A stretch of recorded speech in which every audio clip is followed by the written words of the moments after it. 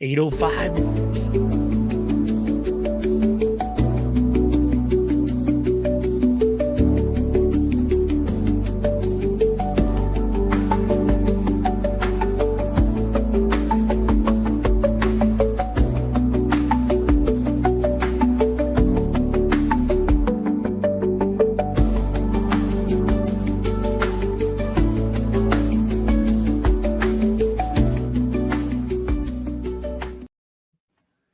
Welcome on in, everybody. It is Tuesday night. We are back. We are, of course, United Front. My name, of course, is Seth Bidoff. This is Jacob Terrell. That's the one, the only Christina.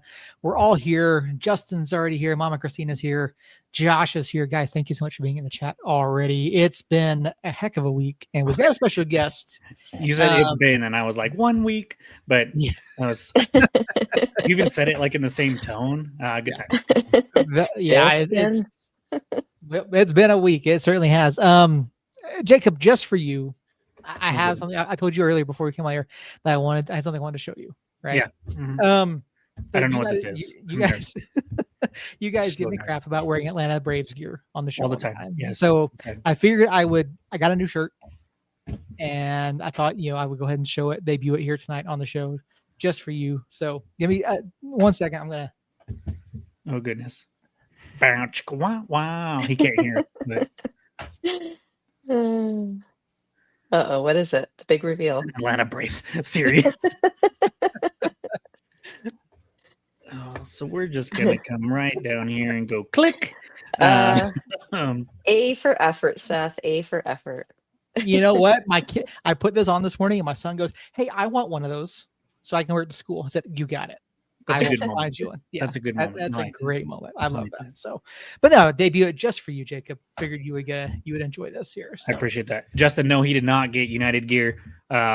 He is media proper, so no fandom from Seth. But anyways, Jason's just chilling down there, not knowing what's going on. So let me introduce our special guest here. So last year, to start the season when we played Rhode Island, we were their home opener. Their everything opener, and we had Jason's co-host at Raise and Anchor on the podcast last year, and this year we invited him back and we switched it up. They're sending Jason. You might hear a voice from above. Matt's going to try to make Jason laugh as much as he can, according to the chat. So we'll see how that goes. But Jason, welcome in. We're going we're finishing year 2 of Rhode Island FC. How's it been, man? Obviously, last year you had a fantastic run in the playoffs, and then this year has been a little up and down, but not necessarily on the pitch, just from a fan and media standpoint. What's it been like? Yeah, first off, thank you so much for having us.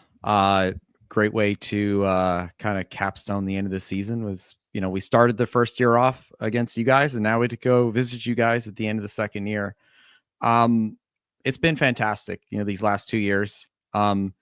In some ways, it almost feels like we've had 2 first seasons, right? We had our home away from home. Our stadium was not ready last year, so we played temporary stadium up in Smithfield, not too far away, but there were a lot of holdouts. So now that we've got our big shiny new Centerville Bank Stadium, twice the capacity, it's been a lot of fun. I mean, even before the team started, and you can see this in a lot of other fan groups.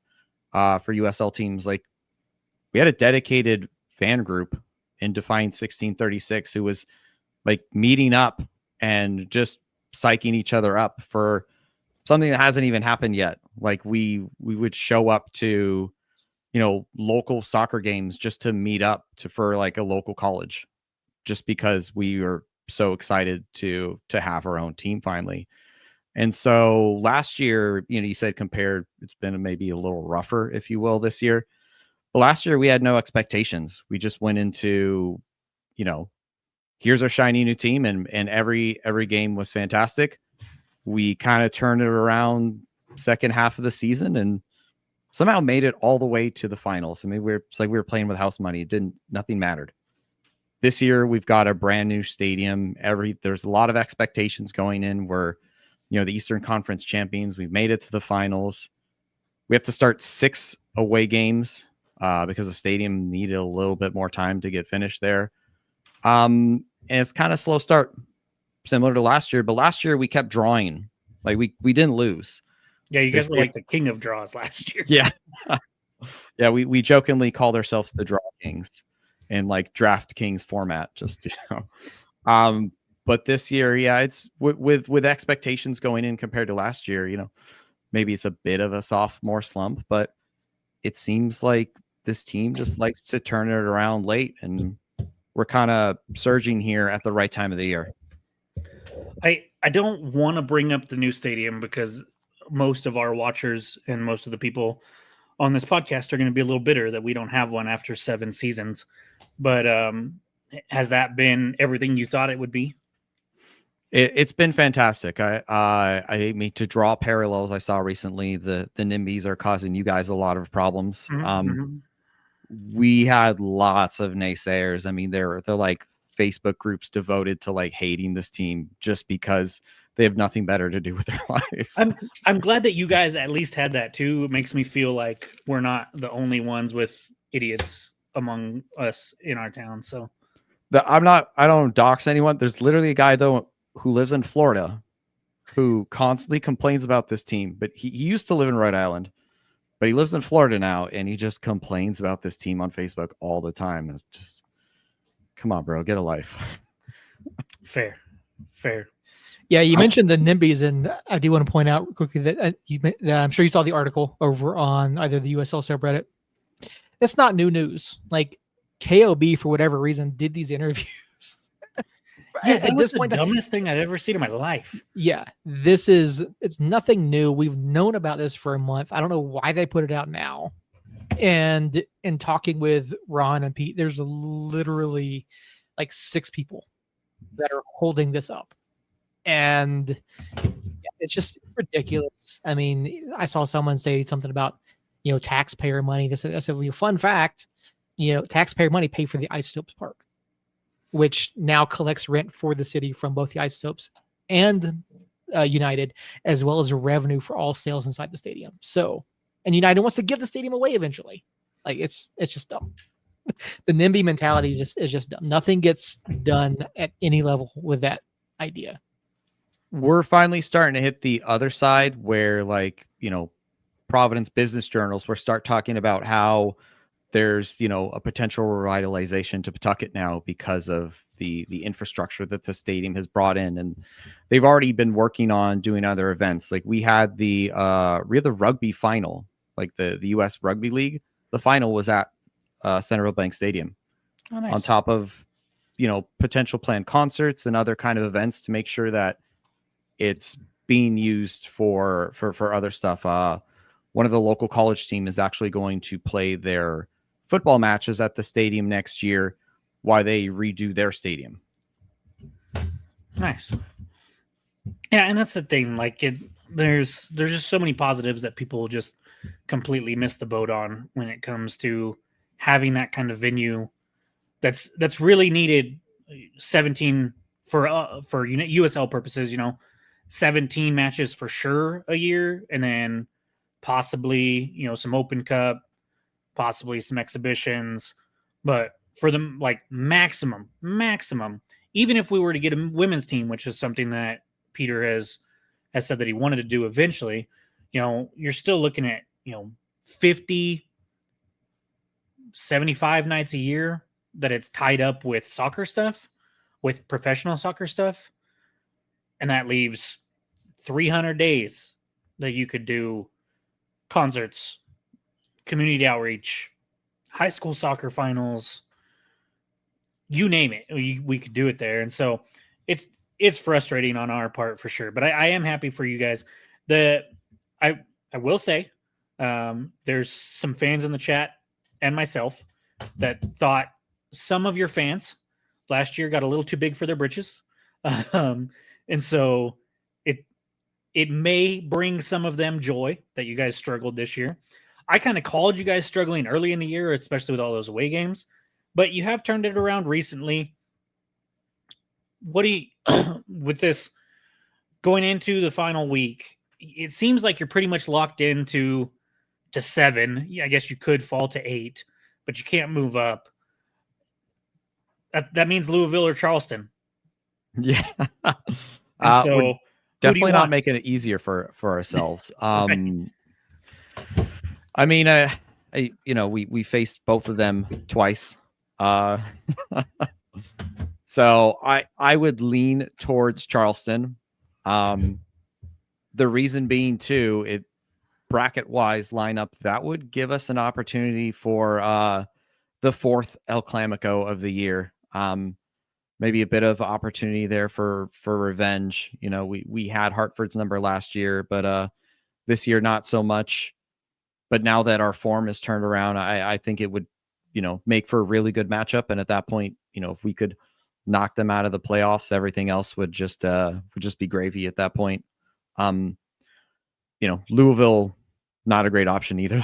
Oh, but we did hold them to basically just a freak cross goal at home. So I think we can frustrate them as well.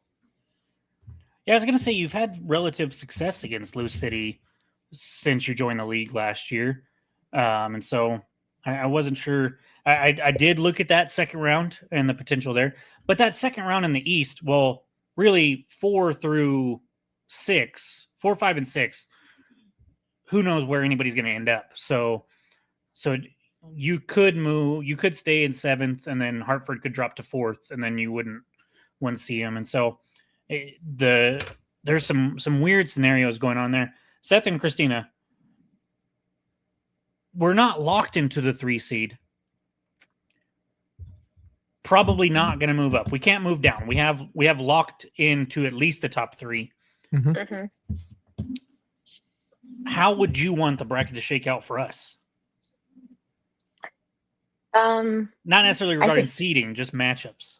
I think I'd rather. Well, I think I'd rather play. I kind of rather play San Antonio just because I like Harry and I wouldn't feel salty about the outcome. And they can't score goals right now. So, I mean, at least the way that it's shaking out right now, and plus it'd be fun to watch El Paso and Phoenix kind of rip each other apart. So I don't know. I kind of like the way that it's looking in this very moment. What's crazy is that Phoenix can possibly host a playoff game, or they can miss the playoffs altogether because that 4 through 9 or 5 through 9 is separated by 3 points. Yeah. And then they're only 2 points behind El Paso. I do kind of want to see El Paso and Phoenix play each other in the first round. And I would like for them to be 4-5 because then we guarantee not seeing them until a Western Conference final if we were to make it that far. Seth, what do you think the odds are? I already know the answer to this question, but I'm going to disagree with you. So what do you think the odds are that we get the 2 seed? Like 30%. Yeah. I think that's best case here. I mean, yes, Sacramento has Battery tomorrow night, right? But then they have Miami at the weekend. And for at us, home. there are 2 scenarios that we get the 2 seed. One is if Sacramento somehow loses and or draws both matches. They have to drop minimum 4 points. And we have to win on Friday night. Mm-hmm. The other scenario is Sacramento loses both games entirely and we draw with Rhode Island on Friday. So knowing that, Jason, what do you think our odds are of getting a 2 seed? Obviously, you're not going to say we lose or tie against you, but when it comes to just the Sacramento results, you've faced Charleston, you've faced Miami. Yeah, Charleston is a tough team, I think, for Sacramento. I think that, best case scenario for Sacramento is maybe a draw there. But then also, the East, historically hasn't always done so great sometimes against, West Coast teams. So, and also Miami is weird, right? Exactly. Like they just 3 weeks ago, I think they just beat the Riverhounds like 3-1 somehow, which doesn't make any sense. Somehow, Bob Lilly can't beat, Bonfilio or whatever. I don't understand. But yeah, with them having that game in hand, they do kind of have they kind of have it in their hands there. And Sacramento was really tough for us earlier this year. They put the boots to us there at home, and then we couldn't quite get past them in the Jägermeister Cup. But they've also been up and down a little bit, so I don't know if I would, like, consistency wise, believe them. I think you guys, it's maybe closer to 50-50. I have a little more faith that maybe you guys can hold on to that second place. It's really going to depend upon, if Charleston goes out and beats them, I think that, they're going to not be in a great position to move forward. I'm curious how Sacramento handles it. If they look at that Charleston match and go, man, it's Charleston, that's going to be tough no matter what. All we need is one win, and we guarantee ourselves second place. Do they maybe rotate a little bit against Charleston and then have a A++ squad against Miami? Or do they go for it against Charleston and Miami? I've been on the record all year that I think Sacramento's frauds, even though they're the 2 seed. I watch their matches and they never impress me. They're getting older. I mean, they're just old. They've had a couple new younger players come in and make a difference. Jameson's one of them, but I mean, there's just old Roro's retiring, right? So yeah, and Cicerone's up there. I mean, it's about their time. And so I agree with Jason. I think 50-50 is a little more along the lines, but either way, I think the 2-3 matchup, even if we have to go 2 Sac, I'm not terrified of that matchup this year. I would rather host them. Don't get me wrong, of course, but and so that would be looking towards the second round, obviously, if assuming we can get out of the first with a home playoff game against the likes of. I mean, it could be El Paso, it could be Phoenix, it could be San Antonio, it could be Colorado. No, sorry, it can't be El Paso. Yeah, the point spread is so tight there. It yeah. feels like it's a dice roll, if anything, at this point. Yeah, so it wouldn't be El Paso, but Phoenix, San Antonio, Colorado, Orange County, and Lexington are all options. And out of those 4, Seth, who do you want to see? Or 5, I guess. Is that an option? Say that again. Can we just go one season all together without playing El Paso? Because that would be great. I would love But that. as far as the playoffs go, honestly, I do like the San Antonio matchup. Yeah, sorry, Harry, but I have to agree. We were Lexington. texting with him earlier too, it's not to throw shade at Harry or anything like that, but in general, I like that matchup this year.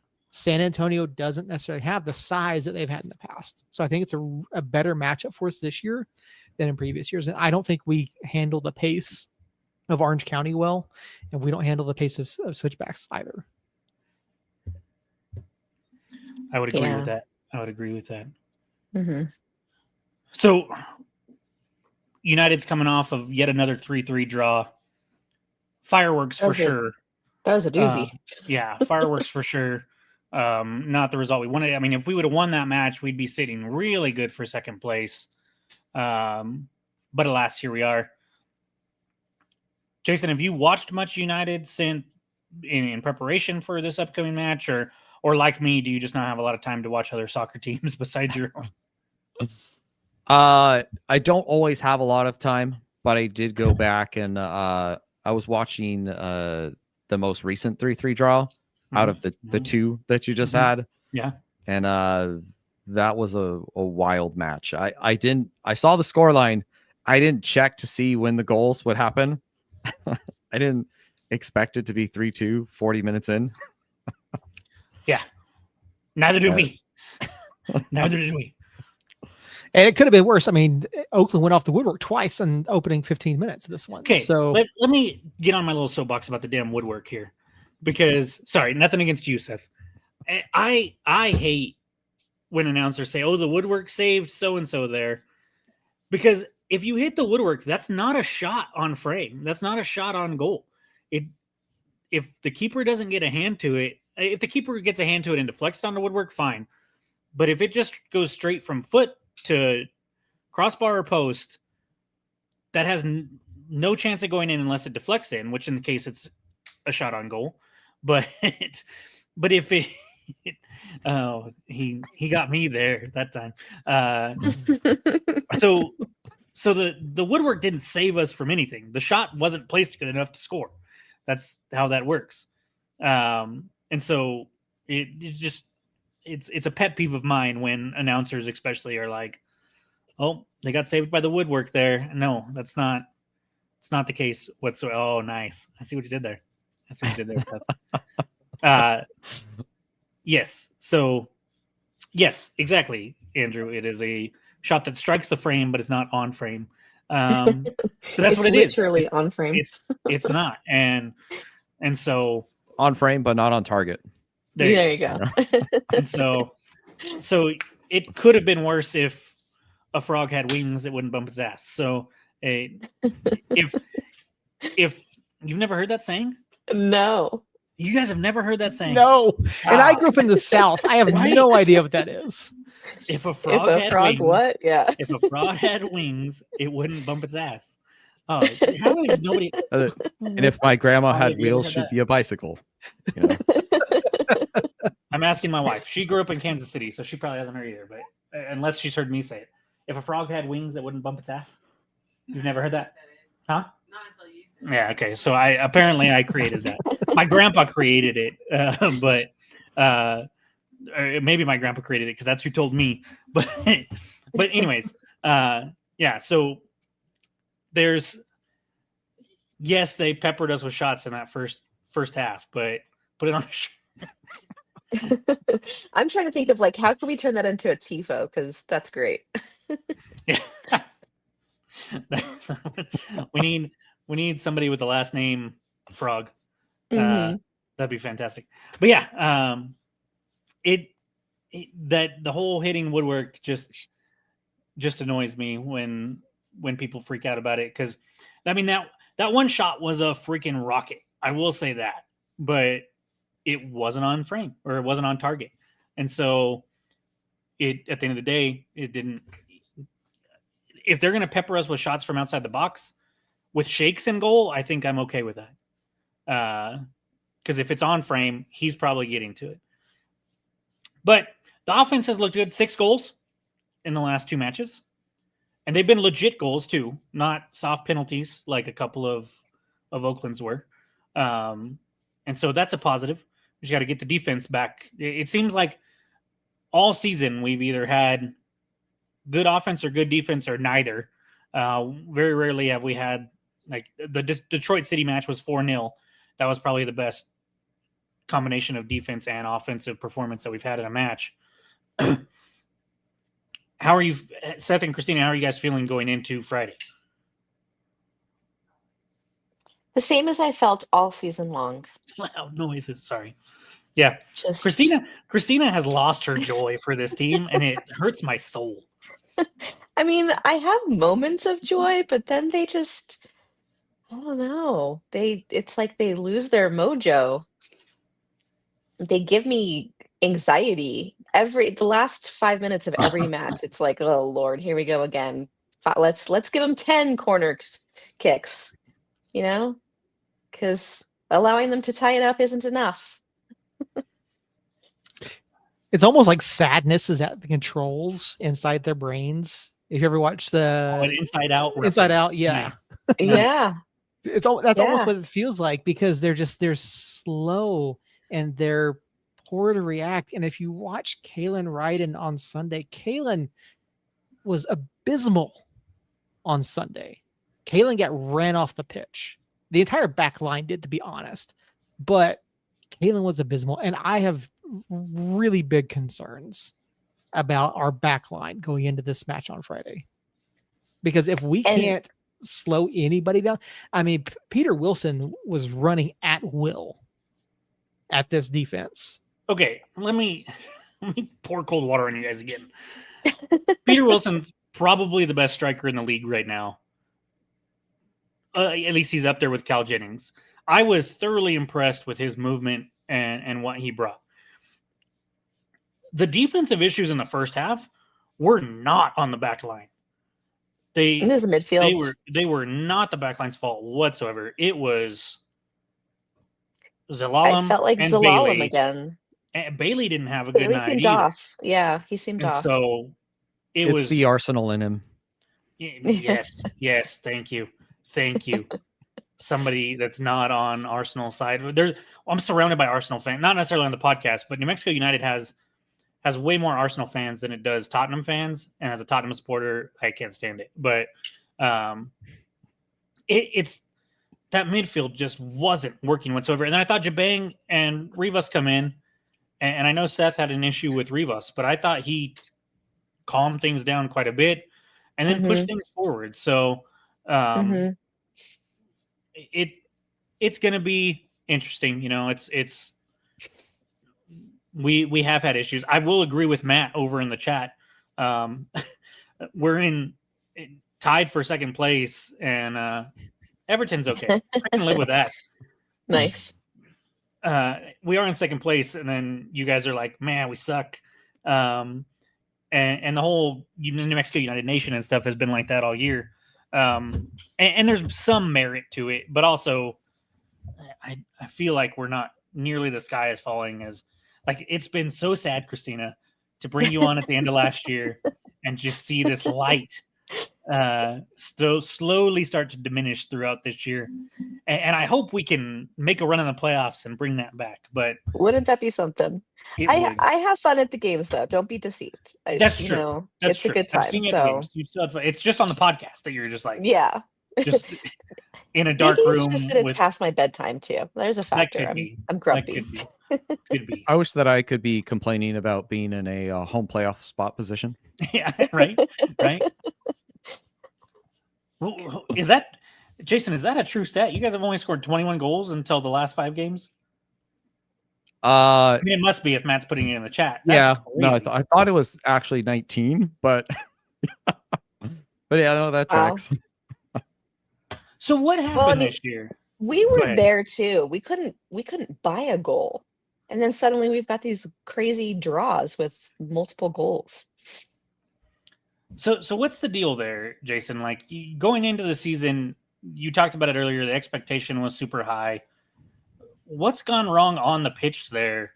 Have you guys had injuries? I know everybody has injuries, but has that been a major factor, or has people just like, I know Maxi was, when you guys signed Maxi in the offseason, I was like, oh man, that's not good.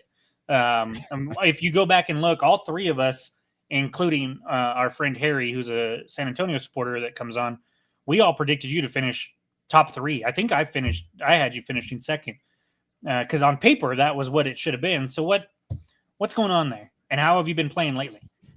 So we brought over a lot of the same players from last year, and then we made a decent amount of additions.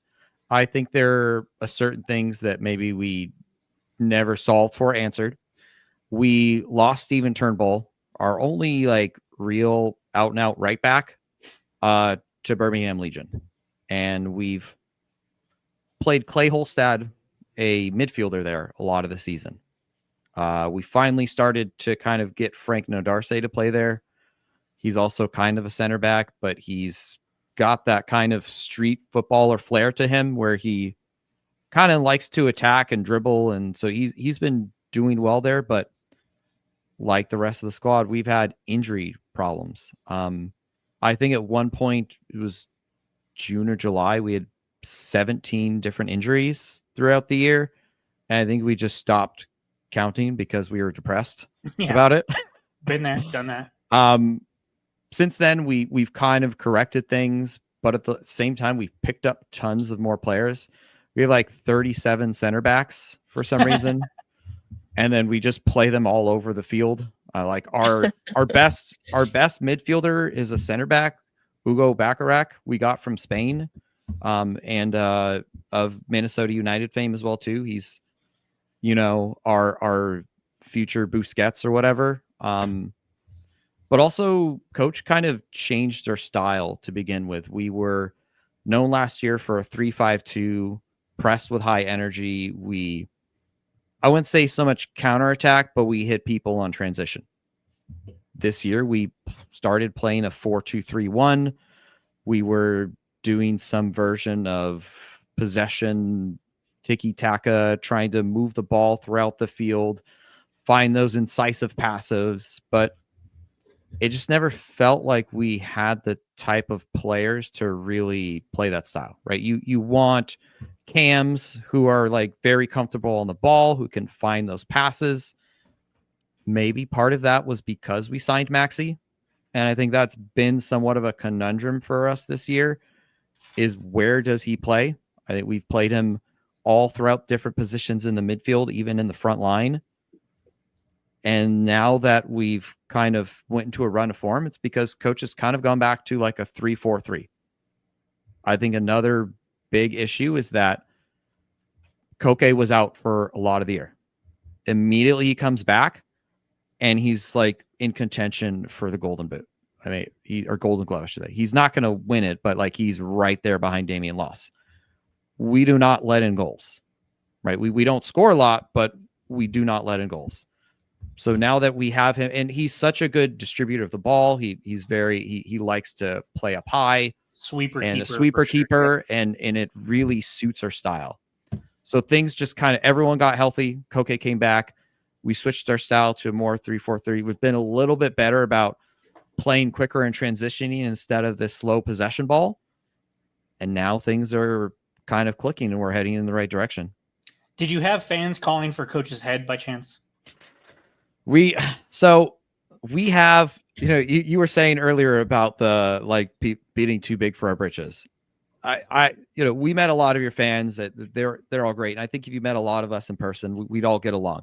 There are a few people online who may be a little too toxic. There's one or two specifically who were maybe calling for Coach's head. Cole.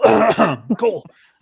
We've got a gentleman named Cole who I love to death. And during the offseason, I'm going to get him on here and we're going to have a Stephen A. Smith, Skip Bayless type yelling match. But him and some others were definitely calling for our Coach's head. So it's just the one or two super loud ones online that caused the problems. So I feel you there.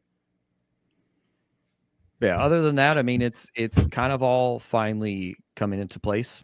Perfect timing because for American soccer, we have a playoff system. So yeah. Your last match was what? A 0-0 draw against North Carolina FC. Oh, let's talk for an hour about that, please. We love to go there and just put up 0-0 draws. I mean, we've done well against them at home, but the two games there were both abysmal. The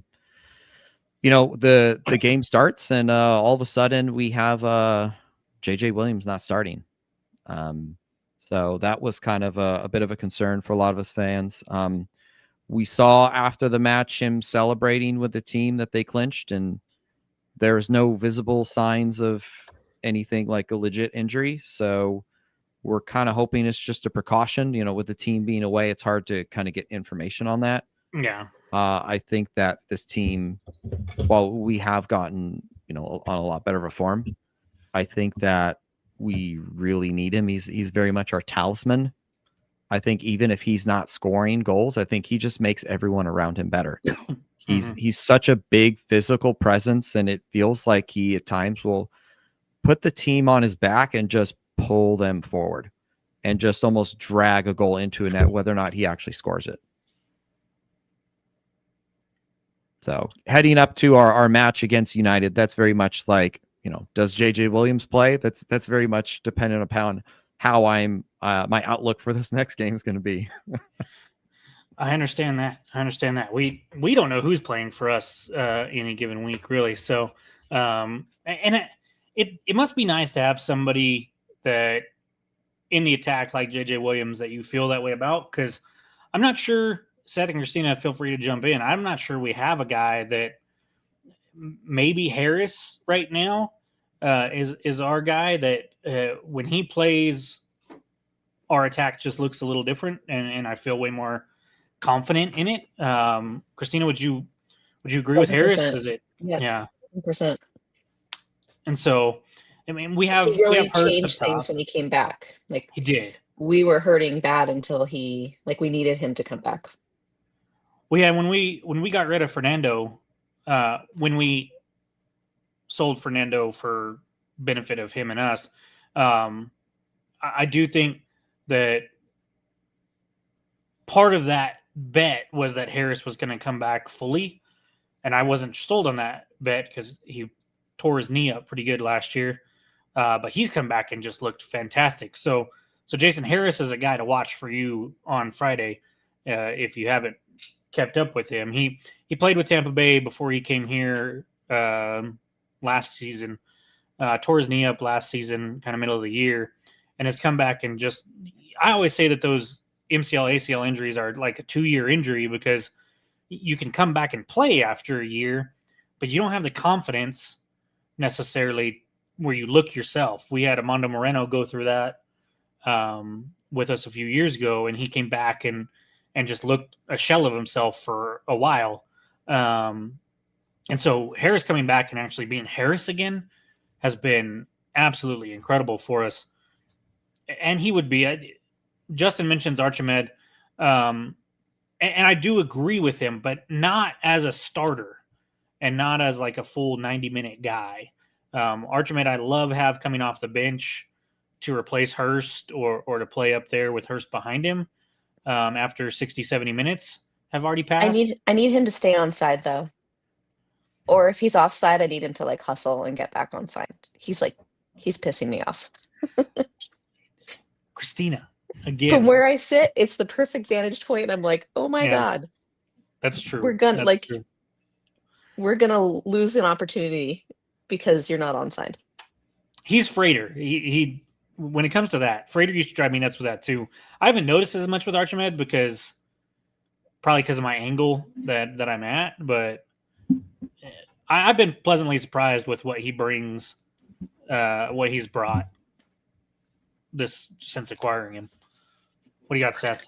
Well, so tactically speaking, for a striker to do that consistently, if you watch their guys in other parts of the world, Romelu Lukaku, for example, it drove me nuts when he played for Everton because he would do the same thing. He would just sit in an offside position. But what that does is that forces the defenders to play deeper, right? So that they're not quite pushed up as much. So that's why they do it. Tactically speaking, there's reasoning behind that. But it doesn't necessarily draw them back because it doesn't matter how he could be standing by the keeper. If they're at midfield, he can't get played the ball. They have to be aware of him, yes, right? So they can't just let him roam free. So like they have to be aware of where he's at. And so that's the reasoning for why strikers push up so high. I think to Christina's point and what used to drive me nuts with Frater, because I understood that philosophy, but there's a difference between being offside by like 2 steps where you could real quickly jump forward and then make your run, or start your run kind of parallel or perpendicular to the back or parallel with the back line. And then as they step back, once you get on side, then you can turn your run upfield. Archimed and Frater oftentimes were miles offside to where the defenders didn't have to worry about him because he wasn't even in their peripheral when they turned back to look. And so I think that's the problem. Like if eliminates Archimed was, options. Yeah. If Archimed was 3 or 4 yards even offside where he could see us win the ball back, get back on side, or at least start a run diagonally or something like that where, maybe we could play him in, but he's just out of the play completely. And so it's been frustrating for sure at times with that. But all in all, I think this match on Friday is going to be a spectacular game. I think Josh had it over in the chat that we were both 3 wins, 2 draws, and no losses in our last 5 coming in. I know, Jason, you said it was a 0-0 draw against North Carolina, but you did have a 5-0 ass kicking of Tampa Bay before that. So our offenses have scored 5 and 6 goals respectively in the last 2 games, albeit it's looked a little different for you guys.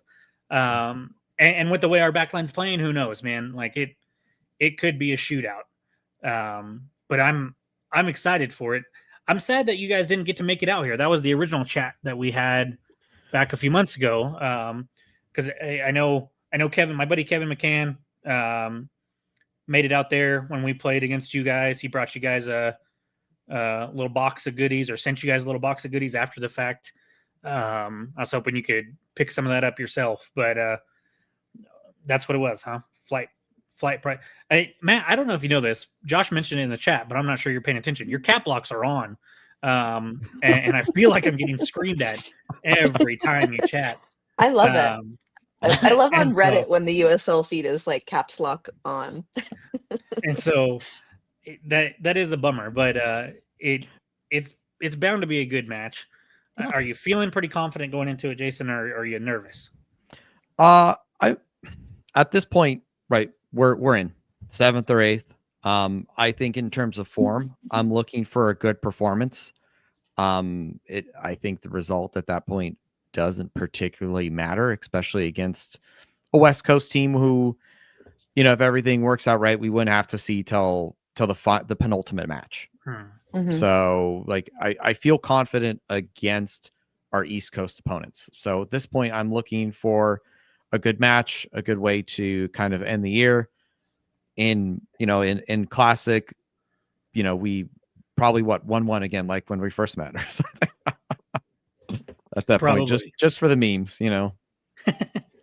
So Detroit City plays Tampa Bay. It's not a guaranteed win for Detroit City, but it's also a much easier match than you guys have. Do you really not care if you're 7th or 8th? I mean, we don't not care, but the fact that we're in, I think Charleston is the preferred opponent, right? I think that Charleston will be easier for us to knock out. I'm a little more confident against them, even though we've, for the most part, had Louisville's number. They beat us twice this year. Even though I'd argue that second win was somewhat of a fluke, that goal was a cross that just went in. So I'm not too. I'm still a little scared of them this year. They just score for fun, and also this year their defense is a lot better with Damian Loss on track to win the Golden Glove there. Last year they felt a little more high risk, high reward. They'd be like, sure, you could score on us, but we're just going to score 5 on you. Yeah. This year it's like, we're going to score 4 on you, and you're going to score nothing against us. So it feels like they tightened up that defense compared to last year. So if we're to see them, I'd rather it be towards the end. Get a few more matches under our belt, build that confidence. I'd much rather go through Charleston. But in that regards, there's still plenty of other things that can go on in regards, like, it's not in our it is in our hands, but also it's not, in a sense of other teams can win. There's still opportunities for a little bit of movement there. I think a win pretty much guarantees us 7. Yeah, but we're also playing a potentially 2nd or 3rd place team in the West, so it's not going to be easy. A draw might guarantee you. I don't know who has the tiebreaker over you in Detroit City, but a draw will put you 3 points up over Detroit City. So if they win, you'd finish tied on points. I don't know who has the tiebreaker there, but USL tiebreakers are weird. It's like points per game or something. The closest one, or the easiest one, is did you beat them twice or beat them once and draw with them once? But if you guys split, then I have no idea what it is after that. I think it's a coin flip. Yeah, I think we lost to them away 2-1. That's when Darcy got red carded like 6 minutes in. And then at home, I think we beat them maybe 1-0 or something. So I think they would maybe have the tiebreaker on us there. So I think we might need the win if they also get the win. Gotcha. And so we'll see what happens there. For us, I mean, we won't know if what our seed and our opponent is. We won't know that until after Saturday. But Jason, when you look at your club in particular, result aside, what are you looking for them to maybe clean up or improve on going into the playoffs in this match? I think a little bit more consistency in front of goal. I think that we've shown, like I said, since Koke's come back, we are incredibly frustrating to play against in regards to our defense. Koke has been a great keeper. He's a great sweeper. He can pass, and we have, like 16 center backs who are all like 6'5", and they're all good at defending. So that back line is like locked down at that point. But we score 5 against Tampa, and we can't even score 1 against North Carolina, who, when you look at statistically wise, they're kind of middle of the table on everything. It's not like they are known for being a staunchly defensive team. So the fact that we couldn't at least pick up 1 goal there without JJ, has me a little concerned. I think if we can consistently get a goal or 2, I think that's where I would have a lot more faith in this team to like really go the distance. So that I'm looking for a strong offensive performance here, regardless of whether or not JJ is going to be there. That's one thing that I got to give Lou City credit for, is scoring goals is the hardest thing to do, right? That's why strikers get paid the big bucks compared to everybody else. That's why, like, when you look at MLS, for example, most of the DPs are offensive players. And then you look at the USL as a whole, scoring goals from everybody else's goal scoring prowess is up and down year after year, month after month, match after match. But Lou City just is so consistent and has been basically since we came into the league 7 years ago, with just scoring goals. The problem that they've had is the playoffs haven't really been their friend, but they're consistently in the top 2, 3, 4 in the East. I think one year they were 6th, which was a weird year. But they still score goals. And so Seth and Christina, after scoring 3 goals apiece in these last 2 matches, I'm assuming that what you want to see from us is not giving up 3 goals. But we want a result, obviously, because we kind of still have a little more to play with or play for. Because on it, I'm sorry, Jason, but if you're telling me I have to play Charleston or Lou City, it's a coin flip for me. They're both really freaking good, especially on paper. We, on the other hand, could put ourselves in position to host 2 playoff games where we to make it that far, and a decent position to host 3 if Tulsa gets knocked out. And so, obviously, we want the result, but on the pitch, Christina, what do you want to see us improve on? Backline, midfield, forwards, whatever. I want to see consistency in effort across the 90 minutes. I feel like they continuously come out flat in the second half. I'm all smiles typically in the first half for the most part, and then the second half is where I stop smiling. I'm happy. I feel like they're doing a lot better with shooting. I know I've been a broken record saying that, and wanting less of that ticky-tacky play and trying to get the perfect shot. So I appreciate seeing them still trying to work the ball, but taking shots from the outside also at the same time. I wonder how much the end of Kalen's career is playing into what we're seeing on the pitch. He seems just really wound up, and the poor guy can't catch a break. He just keeps getting taken out left and right. So I really want this final regular season match to be a solid performance from him, where he feels confident and happy with the team's performance and with his performance, and closing curtain at least for a regular season. Seth? We have to play cleaner. we cannot give the ball away as much as we have these past 2 weeks, 3 weeks. I mean, you look at some of the giveaways by Zico on Saturday. You look at what Sergio, two of Sergio's first like 4 touches, he gave the ball away. It felt like that was because who was it? Somebody kept giving him bad balls.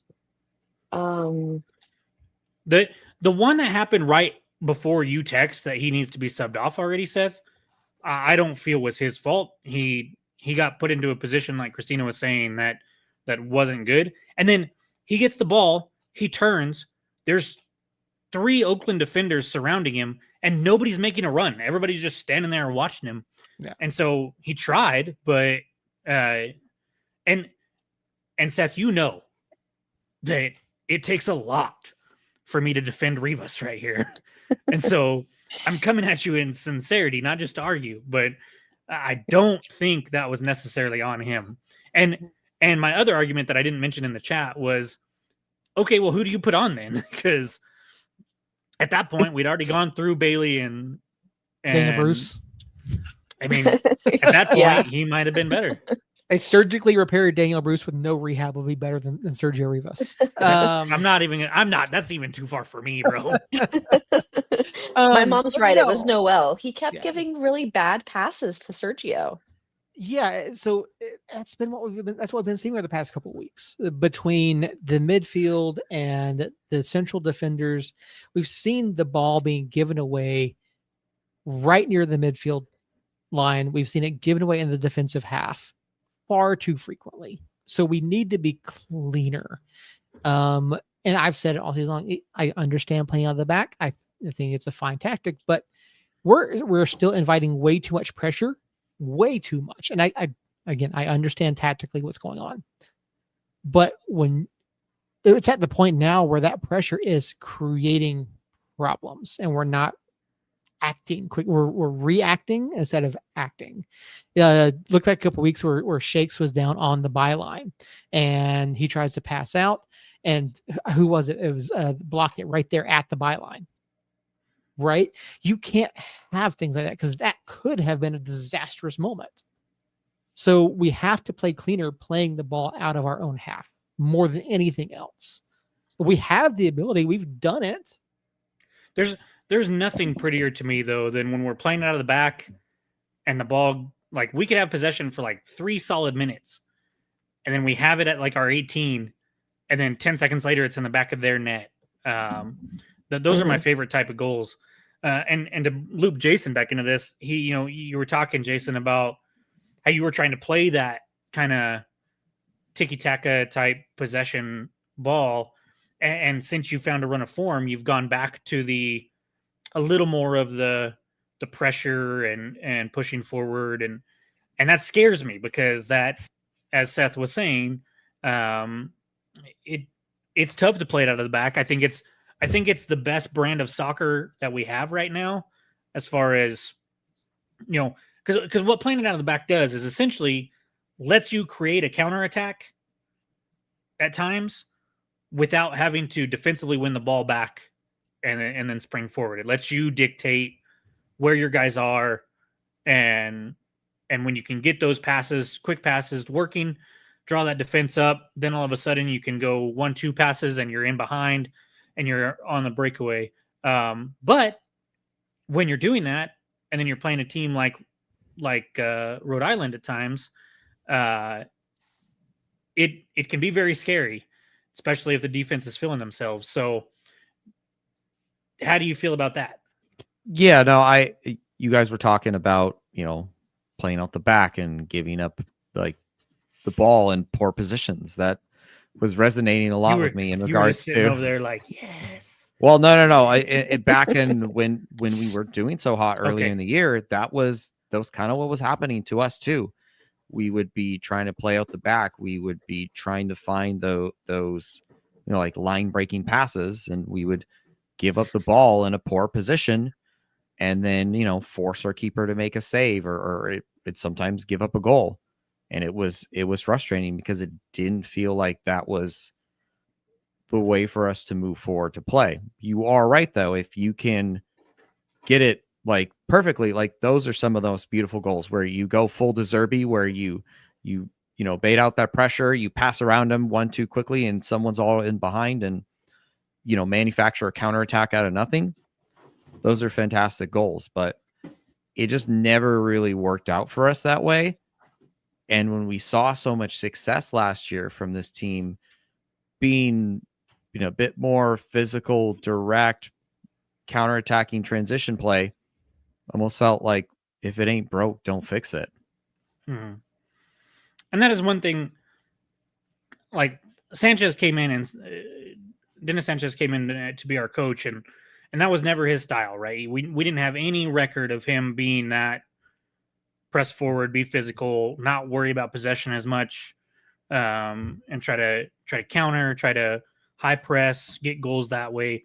We see that from time to time, but we knew when he got hired that this was the style that he was wanting to play, and despite how frustrating it can be, especially for Seth, I get frustrated by it occasionally, but Seth will like throw things at the phone when we're in our group chat. I am in a way glad that we didn't change it though, because unlike you guys, we don't have that track record, and Sanchez doesn't have that track record of a different style working, right? And so it might have worked. I don't think we have the guys that necessarily would perform super well in it. Not necessarily up front. I think up front we have some dogs, but our back line is definitely really good at distributing and possession. More often than not, when we get in trouble, it's the midfield that has turned the ball over in bad spots and caused us problems. But our back line is really been really consistent at the small passes and then breaking lines. Speaking of breaking lines real quick, I'm going to get off on a little tangent. Shakes' pass in the second half on which chance was that? I think it was a Calais. I don't remember, but he had a pass. Yeah, I think it was a Calais that literally took out over half of Oakland's defense. Yeah, and it was, oh my gosh, it was beautiful. It's like I thread the needle. Yes, I mean it was a beautiful, beautiful pass, and I we don't even have that opportunity at that pass if we're not playing it out of the back, because you had 6 guys pushed up towards that 18 trying to win the ball back. And credit to Shakes. Shakes has grown tremendously in possession.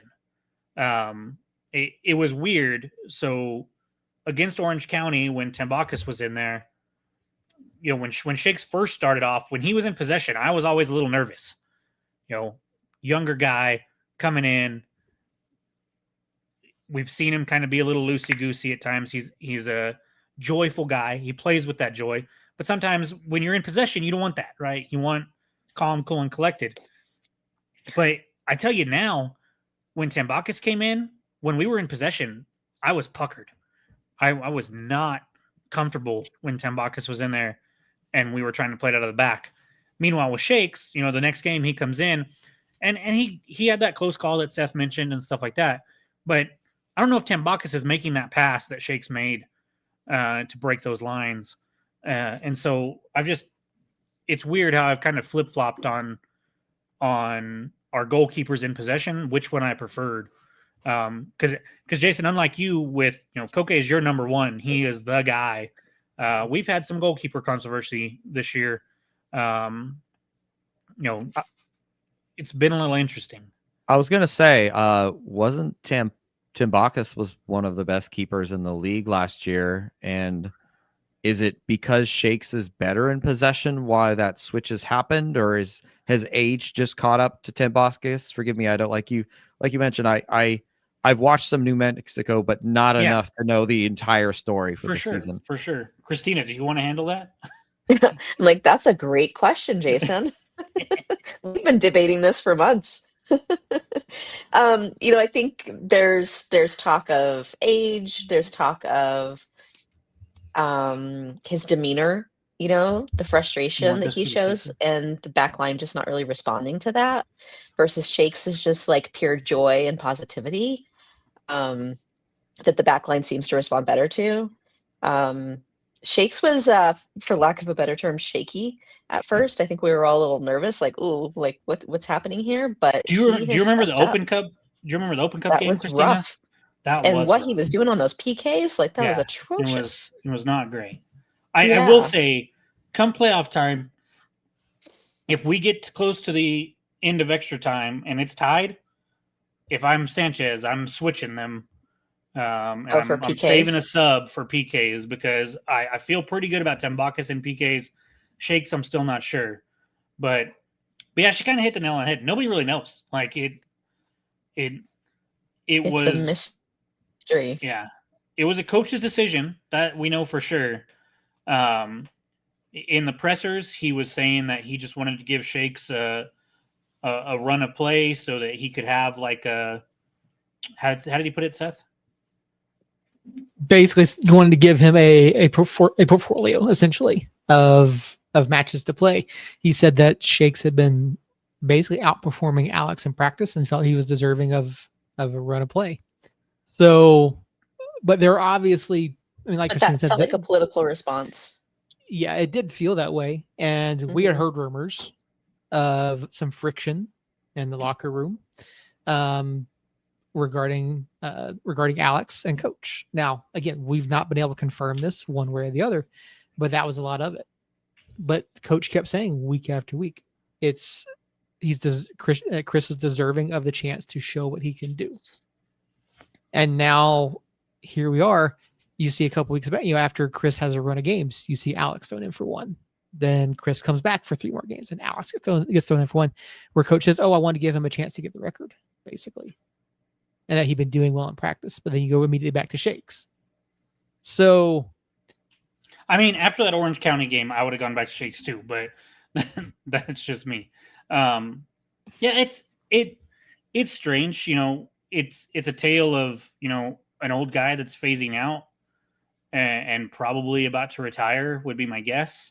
Maybe since he's got right there at the record with Vitiello, maybe he tries to sign somewhere else if we don't bring him back, or maybe even if he's under contract with us next year. I can't remember what his deal is, but maybe he forces his way somewhere else or wants to go somewhere else and chooses to, where he'll start and try to get that record. But Shakes is an up and coming talent that we brought him in right out of college. He was a record setter at Penn State. Just played lights out for them, and then he's been performing in practice. I like David Cam says over in the chat, I like the way the team plays when Shakes is in net. They seem to just flow better as a team. That's really what it felt like when Orange County came in.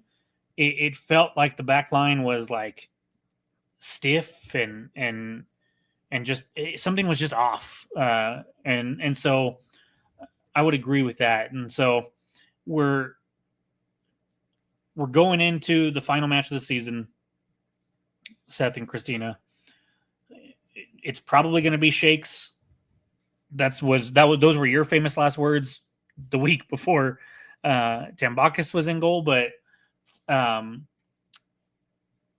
do you think we get a result against Jason's Rhode Island FC? Oh, I think it's going to be a nail biter, especially. I mean, even I know that Rhode Island's back line is tough to break, and I really don't know much of what's going on in the Eastern Conference, but that is one thing that I do know. If we do take the win, I think that it's going to be by a single goal. I think it's going to be I don't think it's going to be a high scoring game like we've been seeing the last few games. I think it's going to be more like a chess match. I think we do get the result. It's tough. Jason. Again, it's Boom. I mean, it's at home, and I think we clearly have a better mentality. I think we have better energy at home than we do on the road. Now, that's not to say that our road performances have been necessarily terrible this season. And honestly, I think if you look at our record, it's very, very similar between home and away. But I think this club just plays differently at home. And so I think that's the differences. I think if we were in Rhode Island for this, I give it to Rhode Island. I mean, we're both coming in. We've got 6 unbeaten. Rhode Island's got 7 unbeaten. So, and again, both teams have something to play for. I think, honestly, I do think some of it's going to come down to what happens tomorrow night with Sacramento and Battery. I think if Sacramento drops points, I hate to say it, but I think it's going to take that to see like an extra level of intensity on Friday. And I don't want that to be the case, but I think it is. Have we successfully beat Rhode Island yet? No, we only played them the one time, and it was a 1-1 draw. Okay. And it was like in the dying moments that you guys tied it up, right? Mm-hmm. I distinctly remember that. Clay Holstad, if I'm not mistaken. Mark Doyle. It was Doyle. That's right. He forced own goal. One Knox legend, in USL League One. That's right. That's right. Forgot it was an own goal. I think it was the week after that. Holstad had like a bomb. That was a nice goal. I remember a Clay Holstad goal from distance early last year. I don't remember when it was. He doesn't score a lot of goals, but when he does, they're absolute bangers. How are you feeling, Jason? What do you think is going to happen? I think with JJ on the pitch, I think there's a good possibility to pick up a result. We are better at home. Last year we were a bit of road warriors. And even actually earlier on in the season when we weren't so great at home, we were better away. Things kind of shifted, and we're a significantly better team at home now. With JJ, I'm confident we can get a draw, if not even, sneak a win out. No JJ, though. I think at best we're looking at a draw, and if not, I don't know if I have enough confidence in the other strikers to get us that goal. Like, Chico can score goals, but it just depends if he is lucky, right? I forgot you guys had Chico. He will drop a hat trick out of nowhere, and then he won't score for like a month, and then it's just so his luck stat is low, so he keeps if he rolls a nat 20, I think we're who knows what could happen, but it's I think with no JJ, I think you guys might get the result, or best we could get a draw. Jacob, just so you're aware, that is a Dungeons and Dragons reference. I was just letting it happen, man. I was just letting it roll. My friend. I was listening to you guys' last show, and I really appreciated the Space Ghost Coast to Coast reference. Thank you. The second you guys brought that up, I said along. Oh, Space Ghost Coast to Coast. I love that show. Is Port St. Lucie going to steal the anchor? Sorry. Are they going to steal the anchor? It's going to become an anchor derby, I guess.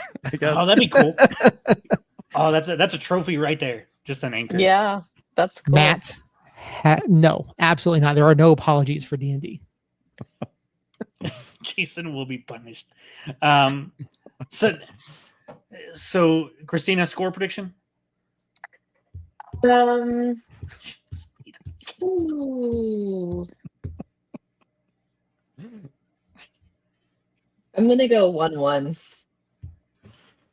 That's a good shot. I was thinking that. You know me, I'll never predict a draw, but now, I do have a quick question though. Jason, has your team played at altitude yet? Drink. This is a drinking game you guys made up here. Well, okay. So for those of if you don't know, Denver gets all the hoopla about being a mile high, but Albuquerque's just as high. Yep. And so you will be playing in altitude, and every home match, even our home announcers mention altitude every time, no matter what. And so if when he mentions altitude, you drink. That's the rule. Yep. So I wasn't going to bring it up, but I'm glad Christina did. And my next follow-up question is how on a scale of 1 to 10, what would you say your squad is in terms of crybabies? Like, are they going to be cramping because they're so gassed from the altitude? Because we run into that a lot too. I don't think we have crybabies in our squad. I'd say the one time we faced altitude in Colorado Springs, it didn't work out too well for us in the final. But I don't think that has anything to do with the altitude. I think that, looking back on that game, I think maybe some of the tactics were a little too naive. I think we were a little too open in that game. And Ronaldo Demus hates us. Recently, we did well, and I think that's just because Birmingham Legion are just an absolute dumpster fire. So even he can't drag them, like Sorry, get a goal for them. He's not lying. Little did I know that was a pretty good sting. She knew. She don't let the smile on sweet face fool you. She for sure was like, "Oh, I'm gonna get them. Watch this." Seth, what do you think? I'm gonna say 2-0 us. Wow. Yeah. Wow. Wow. Wow. Wow. Wow. Wow. Wow. Jason, do you feel comfortable giving us a scoreline prediction for the Hartford fans to mock you with? Yeah, I don't care. I'm Okay, wrong good. all the time. With JJ, 1-0. Without JJ, 1-1 for the memes, and the goal we get will be an own goal. Good. And I say that because our rival El Paso, there is a clown that likes to watch the podcast and listen to the score predictions, and then if we get it wrong, he puts it on the USL fans Facebook page with circus music behind it a lot of the times. So unless you have a Hartford fan that's doing that, it's not a real rivalry, in my opinion. We Why are you preface on trying some our of podcast about how wrong we are all the time. So I think I got 2 score predictions right this year, and they were the same week. We played Wednesday, Saturday, and I got both of them right. Other than that, last year I was like 4-0 us every game for quite a while, and it never came true. So I will go the standard 2-1 good guys. I want to go 1-0. I don't think we, with the way our defense has been playing, I don't think we keep you guys at a goal. So yes, good guys, Matt. That's this team right here. I'm going to sidetrack us a little bit here. You have 12 scarves behind you, Jason. You guys are in year 2. There's actually a lot more. We don't have them all put up. How do you guys have so many scarf designs? It's like scarves, like less than 2 flags years? for New Mexico. I don't know. I mean, they really leaned into them. So I guess, we have a lot. I don't buy them anymore. That's kind of where I'm at too. I started, and then it's like, oh, every single weekend is going to be a special theme with a scarf night. My wallet can only handle so much. Well, see, I buy kits. I buy a ton of kits, which is arguably more expensive, but I get more use out of the kits because we're in the desert. Yeah. So even the summer scarves, they're not for me. But I wear a kit. Yeah, I'm trying to see if yours are summer scarves or winter scarves. Maybe a mixture. They're almost entirely winter scarves, if you will. Maybe the blue one up there in the top middle, that one might be a different material. But yeah, they're all kind of cotton or whatever it is. Gotcha. I don't know, made out of. So Matt brings up in the chat that you had a kit controversy. We talked about, in fact, I will be sending you and Matt an invoice. I bet on you guys last year to win again, to beat Colorado Springs. I bet Seth and Harry a kit that I still have not provided to them. And so do you preface what kit?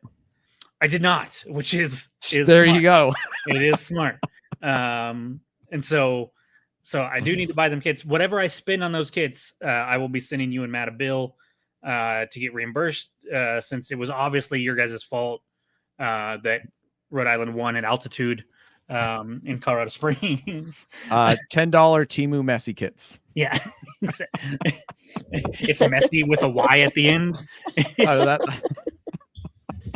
Oh, basically. love it. Wait, so what was this kit controversy? Because you had some beautiful ones last. I loved the gold one last year. Yeah, so we started year 2 and there were no new kits. For some reason the team decided not to, and everyone kind of threw a stink up and was not happy about it. And so we did get that, third kit, if you will, or one kit, because it's only one brand new kit this year, kind of middle late to summer, that we've been wearing the white wave kit. But yeah, I don't know exactly all the mechanics behind the scenes of why that decision was made, but they wanted to kind of bring back last year's kit and get some more use out of them. So what's funny about that is that We can relate. between year 1 and year 2, we changed all new kits, mainly because we went with a different supplier. And then between year 2 and year 3, I think we had the same. It was the 4 stripes coming down the side here. And then we got all 3 new ones, and then we got 3 new ones. And then people complained because they were like, hey, we can't afford to buy the whole family 3 new kits every year. Can you just give us 1 new kit every year? So we're only spending, for me, I've got 6 kids. I have 4 kids. I'm not buying all of them kits, but we buy 1 a year. And typically, like, this was a special release this year. I bought the military appreciation one, which is a special release this year. Seth got a Meow Wolf one, which is a special release this year. So we do a ton of special releases, and we got a new kit, kind of, sort of.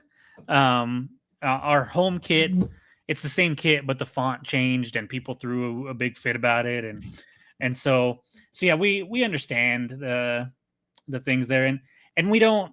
Oh, I forgot about the ALS one. And so yeah, it's kits are funny, man. Like, kits and fans, there's some people that throw a fit. I think your guys were fantastic last year, so I'm okay with you keeping them for another year. And supposedly our new home kit that we have coming up will be drastically different. And I wouldn't be surprised. I've seen a lot of Puma sales this year, like a lot of, hey, all of this Puma gear is going on sale at the team store. I'm not reporting anything. Don't aggregate me, but You heard it here first. but I wouldn't be shocked if we switch suppliers. Seth seems like he's sitting on something over there. I know one of the kits that's coming Next year. I think so. Yes, I don't have a date on it, but I know there is a new a particular kit coming. Like a particular themed kit. Okay, pod's over. We will chat about this afterwards. For sure. It's something I've been asking for since year 1, so I'm excited for it. I should know the answer to that. I know, right? Like, Like, we've done the turquoise.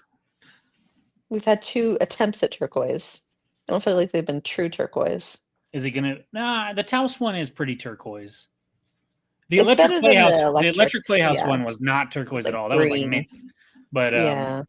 well, I have, Jason. What's going to happen is you're going to start getting 3 new kits every year, and then if you think those scarves behind you were expensive, if your team does, like I think they will, and produces good kits that you're like, oh, I got to have. Bankruptcy is right around the future, or right around the corner, my friend. I think I have probably close to 16, 17 Wow. kits. I don't have every single one of them, but I have the majority of them for sure. And I love them, but it does get expensive. I'm ready. Good. Bring it. Save up. We'll see if they do. Yeah, good luck with that, my friend. We get discounts on magnets. Yeah. Not kits, magnets. We'll talk about clubs interacting with us as media after the pod. But I don't got anything else other than Jason. You're predicting the win or draw here. That should be enough to push you into 7th. So, what are you expecting in the playoffs? Like, what would make an okay year for you? Was it just getting out of that first round? I think if you get out of the first round, you got to be thinking longer than that because you're knocking out one of the best teams already right there. Yeah, if the kind of bracket goes the way I think it will, if we can hold on to 7th, we can sneak past Charleston, we can get to Hartford. If we can get revenge on Hartford, I think that is a success of a season, right? Knock out our rivals out of their, first playoff appearance. I won't count the COVID season where everyone made it. So knock them off their high horse, and then from there, hey, whatever happens. It's, another house money run again, maybe. I like the idea of a back-to-back championship final for you all, played at altitude, but this time in New Mexico. I mean, hey, if it happens, we'll make sure to be there. Love it. Yeah. Did you go last year to Colorado Springs? Yeah. Okay, I thought you did. Yeah, that sounds like pretty good to me. See, I'm at the point now. You'll hit this point with Hartford, I think, eventually, where I just don't want to play El Paso anymore.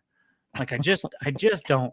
And in the playoffs, it's for a couple of reasons. One, we during that COVID season and the year after, we played them so many times, and then we played them in the Open Cup this year. So we've already played them 3 times this year. And then like I'm at the edge of my seat every playoff game. If we play El Paso in a playoff game now, I don't know if my heart could stand it, especially like a pacemaker. It would have, we either have to go in and get our butts kicked or kick their butts for me to just feel like heart palpitations for the first 20 minutes. And then, but like if it's a close game all the way through, I would die, I think. And so and not to mention losing to El Paso in the playoffs would just be the worst right now. And so, because we've already lost to them once in the playoffs in penalties in 2021, and I could handle it better back then for some reason. I don't think I could handle it as good this year. So I would rather not play them. Unless you could guarantee a win, then I would love to play them. But there's no guarantees in this. So that's the fun thing about soccer. Yeah, no guarantees. So I haven't been a soccer fan for that long, but I've been a sports fan my whole life, and arguably I have cared about my teams way too much since I was like 6. So I'm 36, but my heart's like 75 right now because of all that. And so there are times when I want like Christina said at the beginning when we talked about San Antonio, like if we lost to San Antonio, I wouldn't be like heartbroken. I'd be upset, obviously, but I'd at least be like, hey, good job, Harry. I hope you go farther. I'm not mad. I'm just disappointed. Yeah, exactly. Yeah. Whereas if we lose to El Paso, I might throw something at the TV and freak out and then cry. Nice question there. You know what, Matt? If I wanted you on the podcast, I would have told you to be on the podcast. You can. We're just gonna have to go in and block that real quick. No, trust me. I'll get my revenge on Thursday, guys. I'll get my revenge on Thursday. So just know that. Well, at the very least, let's hope that it's not because the opposing team had an extra player on the field. That's some people. You just gotta let that go, Christina. Just let it go. Never. Seth and Christina, same kind of question to you. What do you expect and what do you want? Obviously, we win a cup, but realistically, what do you think will happen in the playoffs? Seth, why don't you go first?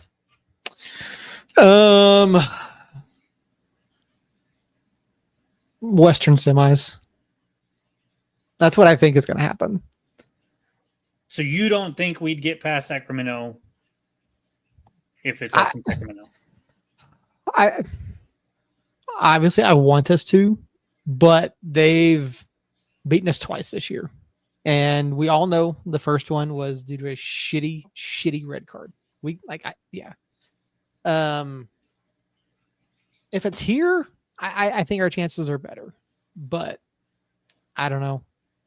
I think Sacramento matched up really well against us. Better than other teams do. So Christina? I feel like this team has been so unpredictable. And normally I'm like, yeah, Kings of Chaos or, Heart Attack Kids but like this is an older squad. They've been just super up and down. We never actually settled on a predictable formation. So if we make it far into the playoffs, I'm gonna be surprised. We've been a 4-2-3-1 pretty much all year. But I mean, like, who the lineup? Okay, lineup. Who is the A squad? No clue. It just feels like they never had the opportunity to really play as a solid lineup consistently because of injuries. I have my opinion on who the A plus squad is, but that doesn't mean that coach or others agree with me. But I understand where you're coming from, for sure. Yeah. Do you think we get out of the first round? Yes, I do think we'll get a second match. So then it would come down to Sacramento more than likely.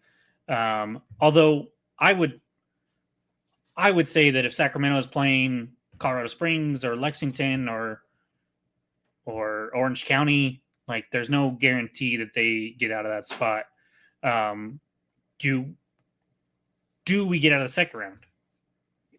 Or does it depend on things? If we're playing at Sacramento, I don't think we do. See, so there are times when a team beats a team 2 times in a year, both times, right?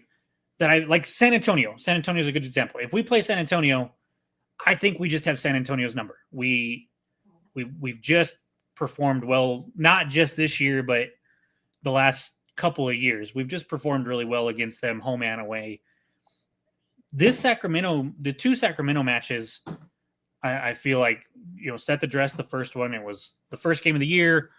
I thought we looked the way better team before the red card. We did. Even after the red card, even after they got the lead, I thought we were the better team, even down a man for much of that second half. And then the game here was kind of weird. I don't remember what the exact scoreline was, but they kind of won it handily, but it wasn't like there were a couple moments that could have gone either way that I think changed that match quite a bit.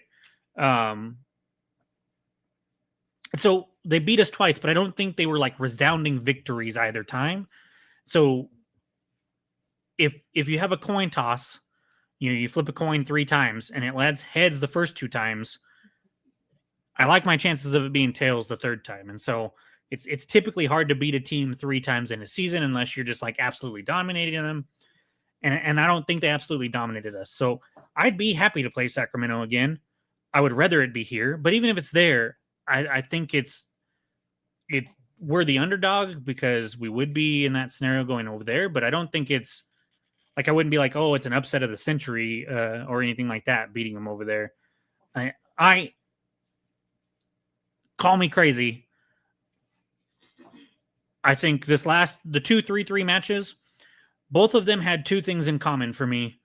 One was, both of them had a strange substitution, in my opinion. The Orange County one was Tambakis in for Shakes. I don't think we see that. And then this last match, I wasn't a fan of Maples as a right back, not because of him necessarily. I think our best defense is Maples and Keller as center backs. Seymour in Gloucester or Lindsay in Gloucester on the outside. And so I think when push comes to shove, he's not going to be tinkering like that kind of stuff unless there's an injury, of course. And so I just think we scored the 6 goals. We're undefeated in 6. That only loss was that 1-0 loss against Tulsa. I think we won or drew 2 or 3 matches before that. So we're finding good form. If we can come in against Jason's Rhode Island team and have another good showing, then I'm going to feel way more confident going into the playoffs. And when I look around the West, there's not a whole lot of teams in form right now. And so Jerry, if you're listening or watching, get ready. I think we're going to the cup, man. I'm not saying we're going to win the cup because we've got, tough position or tough opposition out there in the East. Really, no matter who comes out of the East, but I just, despite the 3-3 draw, I think those were both Dennis trying to tinker with stuff, which I didn't necessarily agree with because we could still get the 2 seed. But I think that's what we were doing. And I think when push comes to shove, the lineups that he puts out there won't have these weird players playing in weird positions. And I think we're finding a good form. Now that could change next week if we come out and get spanked by Rhode Island. But as it stands right now, I'm optimistic that we're going to make a deep run. And so with that being said, Seth, Christina, do you have any questions for Jason before we get out of here or closing thoughts in general? If you say his name one more time, he's going to show up in chat. I've said it enough. He should be here. I was going to mention, I hadn't looked at John Morrissey's power rankings in a hot minute, and I decided randomly, like, let me look at it this week. And I was shocked to see that New Mexico is 5th. Wow. And I think Rhode Island was 6th. Wow. So it's going to be a good matchup come I Friday agree. Night Lights. I agree. Seth, Yeah, you got anything else? Sorry. Go ahead, Jason. No, I was just I forget exactly who said it earlier. It was Seth that it could be somewhat of a chess match in a way. I think these are 2 very informed teams who could kind of make this an entertaining match, if at the least. Agreed. Seth? Nothing. I'm good. Cool. Well, we actually went over into stoppage time this week. Usually we're pretty much right at the 90-minute mark, but it was a blast having you on, Jason. Thank you for staying up late over there on the East Coast to chat with some random people over in New Mexico, the random state of New Mexico. But I'm looking forward to Friday night. I think it's going to be a good one. The chat, you guys were fantastic. Thank you guys. Jason, do you got anything to say before we get out of here? No, hey, thank you guys so much for having me on. The USL community is fantastic. People like us spending a lot of our free time showing our love and passion for our local team. It's great to see, and I love to meet other people who are, who put that much effort into something that none of us are getting paid for. Yeah, effort and money into to have a handful of people listen to us and watch us every week. But we do it for them and we do it for us, and we love this club just like you love your club. And so good luck, my friend. Good luck. It's a good one. I love what you guys are doing over there, despite what some people in the chat might have thought about you. You guys might have got a little too big for your britches last year. I'm not gonna lie, but I wasn't one saying that. I might have been thinking it. Just throwing that out there, and not necessarily you and Matt, but some fans over there, I think, came in a little high and mighty towards the end of the season. But it's still awesome what you guys are doing. I'm glad you guys have a stadium, even though we don't. Hopefully that gets remedied. And when it does get remedied, I hope you guys are the ones that play us in it first, because I think that would be cool. I know we didn't play you guys in your stadium yet, but I still think it'd be cool. So thank you guys. For those of you watching and listening here, I will be on their show on Thursday. And so pay attention to their socials for that. Yes, man. That is exactly like I was right there with you at times. But no, thank you guys. So Matt, Rosemary, aka Mama Christina, David, there was a lot of you guys over there, so bear with me. Justin, Josh, of course, Michael, Eric was in there for a minute. I saw Carlos in there for at least one, talking about Jerry. Who else do we got over here? Matt commented too much. I gotta scroll through all of his to find people. I think that might be it. Harry wasn't over there, right? Christina made an appearance. Let's see. I think that's it. Man, stop disparaging VeggieTales, man. I didn't grow up on it, but it is funny still. Linda Flores is Lucas's wife, and Lucas and me. Lucas taught me a lot of X's and O's the first year, having come in and not really knowing soccer, and so I met him early in the first year and was like, "Hey, man, what do you think?" And he would kind of break down what he was seeing and thinking, and so shout out to him. Al Bolte was in the chat. Andrew, of course, in the chat there earlier. Andrew had a little barb at Harry earlier in the chat, which I thought was good. And then Rachel, of course. Rachel made a small appearance. So thank all of you guys over in the chat. It was busy over there. Most of it was Matt yelling at me for no real reason. But thank you guys so much. We'll be back next Tuesday, same time, same place. Hopefully talking about second place, but for sure talking about a home playoff match and previewing that going into, I believe the club announced they did have a small disclaimer at the bottom that it could change, but it looks like it will be Saturday at 7:00 at the lab, November 1st. Then we will find out who we're hosting this weekend and what the second round may look like. So come back for that. If you're watching now, be in the chat. If you're not watching, you should be. If you're listening to this at a later date on a podcast player of your choice, please rate and review us over there.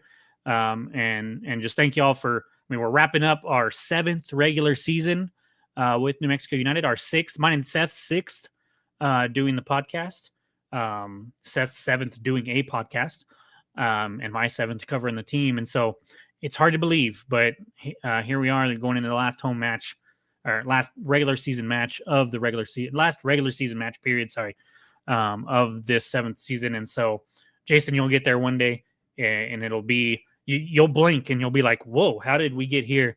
And so until next week, guys, Somos Ninos, love y'all. And thanks again for Jason. Yeah. Thanks, guys.